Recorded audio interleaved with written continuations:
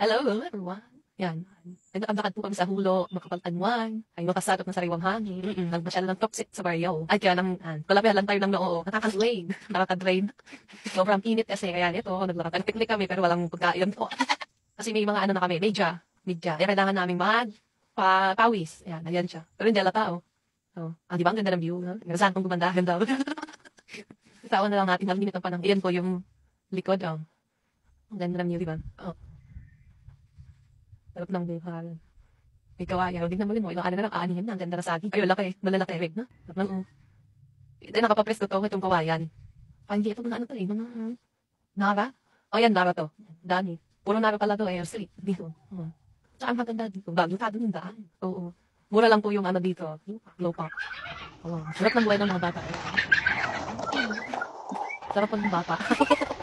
Ang galing na nasin ko lahat. Ang pampayan dito sa paa. Okay, sugat. Ito na. Hindi ka na sakay, be? Kami nung araw, yung ng nyog. Tapos yung, alam yung bunga ng, yung ginanganga. Yung, ang palapa nun. Malawak na lakman na, yun eh. Maklap. Tapos tapos, pa nga ng bungan? Bungan tao sa amin nun.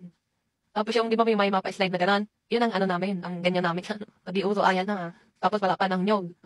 Kami naman yung ng bayabas. Makunat yun, gagawin namin yan yun. Yung lalambitin, no? Tapos tatanod ka, nasa kapag ng bata, eh. Ganyan lang.